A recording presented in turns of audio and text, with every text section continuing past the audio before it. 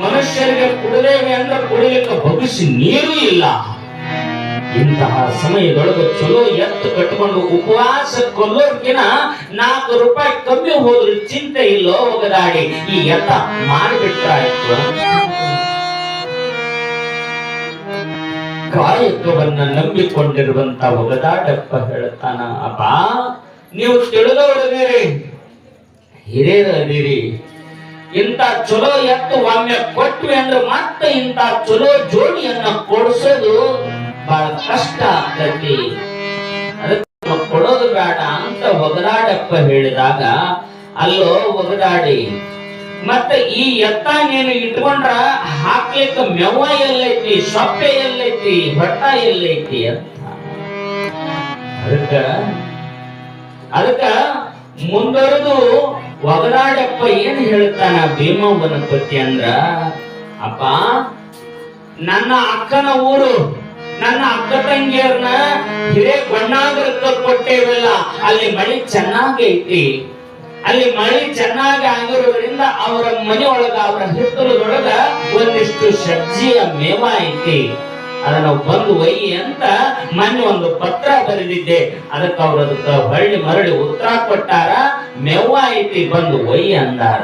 ಅದಕ್ಕೆ ನಾನು ಬಂಡಿ ತಗೊಂಡು ಇಂದು ಹಿರೇಕೊಣ್ಣಾಗರಕ್ಕೆ ಹೋಗುತ್ತೇನೆ ಅಂತ. ಇಷ್ಟರೊಳಗ ಒಗದಾಡಪ್ಪಗೆ ಹೇಳ್ತಾರ, ಬ್ಯಾಡೋ ಒಗದಾಡಿ, ಅಷ್ಟು ದೂರ ಯಾಕೆ ಹೋಗ್ತೀನಿ, ಅವನ ಎತ್ತ ಮಾರಿ ಬಿಡೋಣ ಅಂದಾಗ ಎಂತ ಮಾತು ಮಾತಾಡುತ್ತೀಯಲ್ಲಪ್ಪ ನೀನು, ಹಾಕ್ಲಿಕ್ಕೆ ದನಕರುಗಳಿಗೆ ಮೇವಿಲ್ಲ ಅಂದ್ರ ಏನ್ ಮೈಗೆ ಉಪ್ಪ ಹಚ್ಕೊಂಡು ಬಾವಿಯೊಳಗ ಮಲಗೋದೈತೇನು, ಅದಕ್ಕೆ ನಾನು ಹೋಗಲೇಬೇಕು, ಇವತ್ತು ಬಣ್ಣೆ ಕಟ್ಕೊಂಡು ನನ್ನ ಅಕ್ಕ ತಂಗಿಯರ ಊರಿಗೆ ಹೋಗುತ್ತೇನೆ ಅಂತ ಇಷ್ಟು ಮಾತನಾಡಿದ. ಯಾವಾಗ ತಂದೆ ಮಕ್ಕಳು ಹಿಂಗ ಮಾತನಾಡಕತ್ತಿದ್ರು ಒಗದಾಡಪ್ಪ ಮತ್ತು ಬುಡ್ಡಪ್ಪಜ್ಜನವರು, ಇವರ ಮಾತಾ ಕೇಳ್ತಾ ಭೀಮಾಂಬಿಕೆ ಮನೆಯೊಳಗ ಏನು ಮಾಡಲಿಕ್ಕತ್ತಿದ್ಲು ಅಂತಂದ್ರ ಧರ್ಮನ ಪೂಜೆಯನ್ನ ಆತನ ಸ್ಮರಣೆಯನ್ನ ಮಾಡ್ತಾ ಜಗಲಿಯ ಮುಂದಿರುವಂತಹ ಆ ಜ್ಯೋತಿಗೆ ದೀಪವನ್ನ ಮುಟ್ಟಿಸಾಕತ್ತಿದ್ಲು.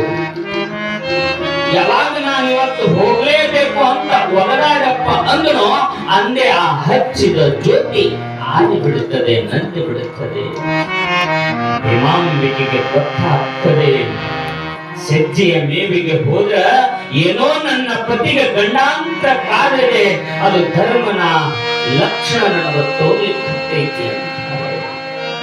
ಅವಾಗ ಆ ಪೂಜೆಯನ್ನ ಮಾಡೋದು ನಿಲ್ಲಿಸಿ ಬಂದು, ಅಲ್ರಿ ನೀವು ಬಣ್ಣಾಗರಕ್ಕೆ ಹೋಗ್ಲೇಬೇಕೇನ್ರಿ, ಏನು ಭೀಮಾ ನೀನು ತಿಳಿದಳು ಹಿಂಗ ಕೇಳತ್ತೆಯಲ್ಲ, ಅಪ್ಪನಂತರೂ ವಯಸ್ಸಾಗಿದೆ, 60 ವರ್ಷ ಆದ ಮೇಲೆ ಅರಿವು ಮುರುವಿನಿಂದ ಅಪ್ಪ ಮಾತಾಡಿದ್ರ ನೀನು ಹಂಗ ಮಾತಾಡುತ್ತೆಯಲ್ಲ ಭೀಮಾ, ನಾನು ಹಿರೇಬಣ್ಣಾಗರಕ್ಕೆ ಹೋಗ್ಲೇಬೇಕು, ಸಜ್ಜಿ ಮೇವು ತರಲೇಬೇಕು, ಏನು ಮಾಡಿ ಬುದ್ಧಿಯ ಕಟ್ಟು ಆ ಬುದ್ಧಿ ಕಟ್ಟಿಕೊಂಡು ನನ್ನ ಅಕ್ಕ ತಂಗಿಯರ ಊರಿಗೆ ಹೋಗುತ್ತೇನೆ. ಇಷ್ಟು ಮಾತಾಡುವುದರಷ್ಟರೊಳಗಾಗಿ ಭೀಮಾಂಬಿಕೆಯ ನಾಸಿಕದಲ್ಲಿ ಮೂಗಿನಲ್ಲಿರುವಂತಹ ಮೂಗುತಿ ನೆಲವನ್ನ ಕರೆಸುತ್ತದೆ. ಗೊತ್ತಾಗ್ತದೆ, ತಿರುಗಿ ಧರ್ಮನ ಮುಂದಿರುವ ನಂದಿರುವ ಜ್ಯೋತಿಯನ್ನ ಹಚ್ಚಿ ಬೇಡಿಕೊಳ್ಳುತ್ತಾಳೆ, ಅಪ್ಪ ಏನಿದು ಅಶುಭವನ್ನ ತೋರಿಸ್ತೀರಿ, ನಿನ್ನ ಪೂಜೆಗಾಗಿ ಹಚ್ಚಿರುವಂತ ಜ್ಯೋತಿ ನಂದಿ ಹೋಗೈತೆ, ಮಾಂಗಲ್ಯ ಭಾಗ್ಯವಾಗಿರುವಂತ ರತ್ನ ಖಚಿತವಾಗಿರುವಂತ ಈ ಮೂಗುತಿ ನೆಲವನ್ನ ಕಚ್ಚಿದೆ, ಯಾವ ಸಂಕೇತವನ್ನು ತೋರಿಸ್ತಾ ಇದೆ. ಹೇಗಂದ ಕ್ಷಣ ಇಷ್ಟರೊಳಗಾಗಿ ಒಗದಾಡಪ್ಪ ಯಾವ ಬುದ್ಧಿಯನ್ನು ಕಟ್ಟಿಕೊಳ್ಳಲಿಲ್ಲ. ಈ ಕಡೆ ಹೆಂಡತಿಯನ್ನ ಅಪ್ಪ ಹೇಳುವ ಮಾತನ್ನ ಧಿಕ್ಕರಿಸಿ ಒಗದಾಡಪ್ಪ ಹಿತ್ತಲದಲ್ಲಿರುವಂತ ಬಂಡಿಯನ್ನ ಎತ್ತಾಕೊಳ್ಳ ಕಟ್ಟಿಕೊಂಡು ಹೊರಟೇ ಬಿಟ್ಟ. ಭೀಮಾಂಬಿಕೆಗೆ ಒಂದು ವಾಣಿ ಆಗ್ತದೆ, ಭೀಮಾ ನಿನ್ನ ಪತಿ ಎಂದು ಬಣ್ಣಾಗರಕ್ಕೆ ಹೋದ್ರ ಅವನ ಪ್ರಾಣಕ್ಕ ಸಂಚಕಾಲ ಬರುತ್ತದೆ. ಸಜ್ಜಿಯ ಮೇವಿಗೋಗಿ ಗೆಜ್ಜೆಲಿ ಹುಣ್ಣುಟ್ಟಿ ನಿನ್ನ ಪತಿಯ ಪ್ರಾಣ ಧರ್ಮನ ಪಾದವನ್ನು ಸೇರುತ್ತದೆ. ಸಜ್ಜೆಯ ಮೇವಿಗೋಗಿ ಗೆಜ್ಜೆಯಲ್ಲಿ ಹುಣ್ಣುಟ್ಟಿ ಪತಿಯ ಪ್ರಾಣ ಹಂತಕ ಆಗ್ತದೆ ಭೀಮಾ. ಭೀಮಾಂಬಿಕೆಗೆ ಆಶ್ಚರ್ಯ, ಶರಣಪ್ಪ, ಈ ಮಂಗಲ ಭಾಗ್ಯ ಶಾಶ್ವತವಾಗಿರಬೇಕು. ಗುರುಗಳ ಕಾಲಕ್ಕೆ ತಾವೇನಾದ್ರೂ ಪಾದಕ್ಕೆ ನಮಸ್ಕಾರ ಮಾಡಿದ್ರೆ ಗುರುಗಳು ಏನಂತ ಆಶೀರ್ವಾದ ಮಾಡ್ತಾರೆ? ದೀರ್ಘ ಸುಮಂಗಲಿ ಭವ, 100 ಕಾಲ ನಿನ್ನ ಮಂಗಳ ಭಾಗ್ಯ ಶಾಶ್ವತವಾಗಿರಲಿ, ಆಯುರ್ ಆರೋಗ್ಯ ಭಾಗ್ಯ ನಿಗತಿ. ಹೀಗೆ ಭೀಮಾಂಬಿಕೆಗೆ ತಕ್ಕ. ಈ ಕಡೆ ಹೆಂಡತಿ ಹೇಳಿದ ಮಾತನ್ನು ಕೂಡ ಒಗದಾಡಪ್ಪ ಧಿಕ್ಕರಿಸಿದ. ಆ ಕಡೆ ತಂದೆ ಹೇಳಿದ ಮಾತನ್ನು ಕೂಡ ಒಗದಾಡಪ್ಪ ಧಿಕ್ಕರಿಸಿದ. ವಿಧಿಯ ಜಾಲಕ್ಕೆ ಒಗದಾಡಪ್ಪ ಸಿಲುಕಿಕೊಂಡ. ಬಂಗಾರದ ಜಿಂಕೆ ಇಲ್ಲ ಅನ್ನುವಂತಾದು ರಾಮನಿಗೆ ಗೊತ್ತಿರಲಿಲ್ಲೇನು? ಗೊತ್ತಿತ್ತು. ಆದರೆ ಆತನ ಬುದ್ಧಿಗೆ ಮಂಕು ಕವಿದು ವಿಧಿಯಾಟದಿಂದ ಬಂಗಾರದ ಜಿಂಕೆಯನ್ನ ರಾಮ ಬೆನ್ನತ್ತಿ ಹೋಗಿ ತನ್ನ ಮಡದಿ ಸೀತೆಯನ್ನ ಕಳೆದುಕೊಂಡ. ಸತ್ಯವನ್ನ ನುಡಿದ್ರ ನಾನು ಶಾಶ್ವತವಾಗಿ ಅಜರಾಮರವಾಗಿ ಇರುತ್ತೇನೆ ಅನ್ನುವಂತಾದು ಸತ್ಯ ಹರಿಶ್ಚಂದ್ರನಿಗೆ ಗೊತ್ತಿತ್ತು. ಸತ್ಯ ನುಡಿದಿದ್ದಕ್ಕಾಗಿ ವಿಧಿಗೆ ಗುರಿಯಾಗಿ ಸುಡುಗಾಡವನ್ನ ಕಾಯಬೇಕಾಗುವಂತಹ ಪರಿಸ್ಥಿತಿ ಸತ್ಯ ಹರಿಶ್ಚಂದ್ರನಿಗೆ ಬಂತು. ಅಷ್ಟೇ ಯಾಕೆ? ಪಗಡಿ ಆಟವನ್ನ ಆಡಿದ್ರೆ ಇಡೀ ರಾಜ್ಯವನ್ನೇ ಕಳೆದುಕೊಳ್ಳುತ್ತೇವೆ ಅನ್ನುವಂಥದ್ದು ಪಾಂಡವರಿಗೆ ಗೊತ್ತಿತ್ತು. ಆದರೂ ವಿಧಿಯ ಮರ್ಮದಿಂದ ಪಗಡಿಯ ಆಟದಿಂದ ಇಡೀ ರಾಜ್ಯವನ್ನೇ ಪಣಕ್ಕಿಟ್ಟು ವನವಾಸಕ್ಕೆ ತೆರಳುವ ಕಾಲ ಬಂತು.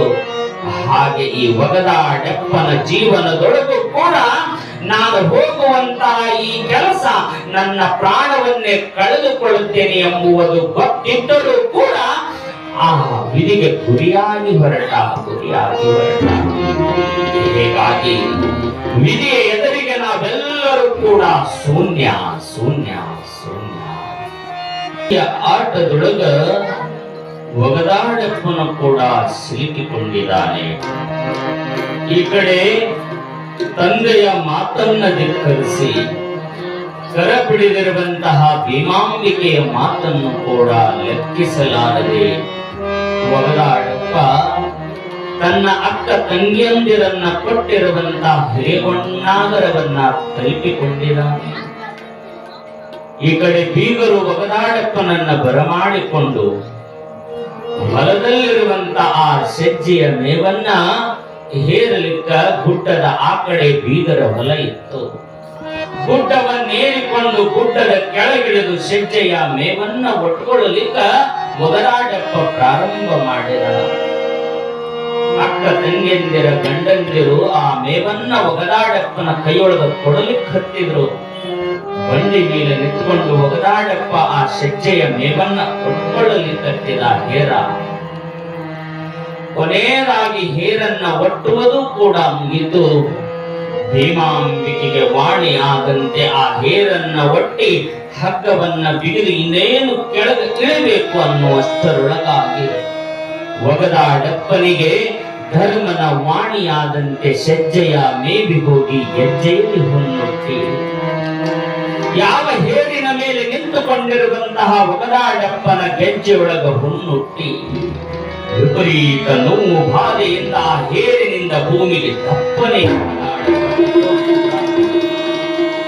ಯಾವಾಗ ಹೇರಿನಿಂದ ಒಗದಾಡಪ್ಪ ಕೆಳಗ ಬಿದ್ದನು ಭೂಮಿಗೆ, ಬಿದ್ದ ಕ್ಷಣ ಒಗದಾಡಪ್ಪನ ಪ್ರಾಣ ಪಕ್ಷಿ ಹಾರಿ ಹೋಗಿದೆ. ನಿಡುಗುಂದಿ ಕೊಪ್ಪದಲ್ಲಿರುವಂತಹ ಭೀಮಾಂಬಿಕೆಗೆ ಲಕ್ಷಣಗಳು ಕಾಣಲಿಕ್ಕಿದ್ದಾವೆ. ಈ ಕಡೆ ಒಗದಾಡಪ್ಪನ ಪ್ರಾಣಿ ಪಕ್ಷಿ ಹಾರಿ ಹೋಗಿದೆ. ಕೊರಳಲ್ಲಿರುವ ಮಂಗಲ್ಯ ಸೂತ್ರ, ಭೀಮಾಂಬಿಕೆಯ ಕೊರಳಲ್ಲಿರುವ ಮಂಗಲ ಸೂತ್ರ ಹರಿದು ಛಿದ್ರವಾಗಿದೆ. ನಾಸಿಕದಲ್ಲಿರುವ ಕುಂಕುಮವೆಲ್ಲವೂ ಕೂಡ ಭೀಮಾಂಬಿಕೆ ಹಣಿಯಲ್ಲಿರುವ ಕುಂಕುಮ ಬೆವರಲ್ಲಿ ಬೆರೆತು ಹೋಗಿದೆ. ಬೀಗನನ್ನ ಕಳೆದುಕೊಂಡಿರುವಂತಹ ಬಣ್ಣಾಗರದ ಬೀಗರು ಆ ಮೇವನ್ನ ಹೊರಚಲ್ಲಿ ಬಂಡಿಯೊಳಗ ಒಗದಾಡಪ್ಪನ ಶವವನ್ನ ಹೀರಿಕೊಂಡು ನಿಡುಗುಂದಿಯತ್ತ ಬರುತ್ತಾ ಇದ್ದಾರೆ.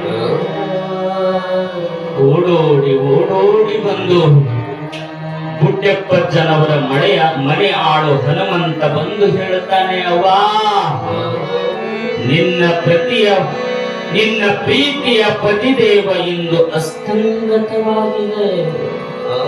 ಎಲ್ಲರ ಮನೆತನದ ಜ್ಯೋತಿ ಇಂದು ನಂದಿ ಹೋಗಿದೆ ಎಂಬ ಸುದ್ದಿಯನ್ನ ಕೇಳಿದ ಕ್ಷಣ ಭೀಮಾಂಬಿಕೆಗೆ ದುಃಖ ಮೊಳಗುತ್ತದೆ. ಬಂಡಿಯಲ್ಲಿರುವ ಶವವನ್ನ ತಂದು ಬಿಲ್ಲಾರ ಮನೆತನದ ಮುಂದೆ ಕೆಳಗಿಳಿದು ಮೈದೊಡೆದು ಆ ಒಗದಾಡಪ್ಪನ್ನ ಕೂಡಿಸಿದ ಕ್ಷಣ ಭೀಮಾಂಬೆ ಎದೆಗುಳಿದು ಅಳುತ್ತಾಳೆ. ಹೇ ಧರ್ಮ, ನಿನಗೆ ಧಿಕ್ಕಾರವಿರಲಿ. ಅನವರತ ಕಾಲ ಭಯ ಸಿಂಧುದೊಳಗೆ ಸತ್ಯ ಎಂಬ ಭಾವವನ್ನೇ ಮೆಚ್ಚಿ ನಿತ್ಯ ನಿಗುಣಾತೀತ ಕಾಯ ಭಾವಗಳಿಂದ ಪೂಜೆಯನ್ನ ಮಾಡಿದ ಧರ್ಮ, ನಿನಗೆ ಧಿಕ್ಕಾರವಿರಲಿ. ಸತ್ಯವೆಂಬ ಸಾಕಾರದ ಸದ್ಗುಣದ ಮಮತೆಯ ಮಾತೃ ವಾತ್ಸಲ್ಯದ ಸಂಸಾರ ಇಂದು ಈ ಬಂಗಾರದ ದೇವಾಲಯದ ಕಳಸ ನೆಲಗಚ್ಚಿ ಹೋಯಿತೆ ಧರ್ಮ. ಅರಾವ ಪುರುಷಾರ್ಥ ಪುಣ್ಯ ವಿಧಿಗಾಗಿ ಅನವರತ ಬೇಡಿದ ಈ ಪುಣ್ಯ ಜ್ಯೋತಿಯ ಮಮತೆಯ ಮಗಳ ಈ ಮಂಗಳ ವಾಕ್ಯವನ್ನ ಕಾಯಬಾರದಿತ್ತೇ ಧರ್ಮ, ನಿನಗೆ ಧಿಕ್ಕಾರವಿರಲಿ. ಹಲವಾರು ನೂರು ಭಾವಗಳಿಂದ ಭೀಮಾಂಬಿಕೆ ಪೂಜೆಗೈದ ಆ ಧರ್ಮನನ್ನ ಶಪಿಸ್ತಾ ಇದ್ದಾಳೆ. ಯೋಗಿಯಾದರೇನು, ತ್ಯಾಗಿಯಾದರೇನು, ಶರಣಮಾಂತ ಶಿವಯೋಗಿಯಾದರೇನು, ಸಾವು ನಿಶ್ಚಿತ ನಿಶ್ಚಿತ. 777 ವರ್ಷ ಬದುಕಿದ ಅಂಕಲಿಯ ಅಡವಿಯ ಸಿದ್ಧ ಆತನಿಗೆ ಸಾವು ತಪ್ಪಲಿಲ್ಲ. 775 ವರ್ಷ ಬದುಕಿದ ಬೂದಿಯ ಸ್ವಾಮಿ ಅವನಿಗೂ ಕೂಡ ಸಾವು ತಪ್ಪಲಿಲ್ಲ. 1400 ವರ್ಷ ಬದುಕಿದ ನವಲಗುಂದ ಪಕ್ಕದಲ್ಲಿರುವಂತ ಯಮನೂರಿನ ಚಾಂಗದೇವ ಅವನಿಗೂ ಕೂಡ ಸಾವು ತಪ್ಪಲೇ ಇಲ್ಲ. ಹುಟ್ಟಿದ್ದು ಒಂದಿಲ್ಲ ಒಂದು ದಿನ ಅಳಿಯಲೇಬೇಕಲ್ಲ ಈ ಸಮಾಜದೊಳಗ. ಹಾಗೆ ಅಸ್ತಂಗತವಾಗಿದೆ ಬಿಲ್ಲಾರ ಮನೆತನದ ಆ ಚಿಜ್ಯೋತಿ ಭಾವದ ಸಂಪೂರ್ಣೆಯ ಮಮತೆಯ ಜ್ಯೋತಿಯಾಗಿದೆ.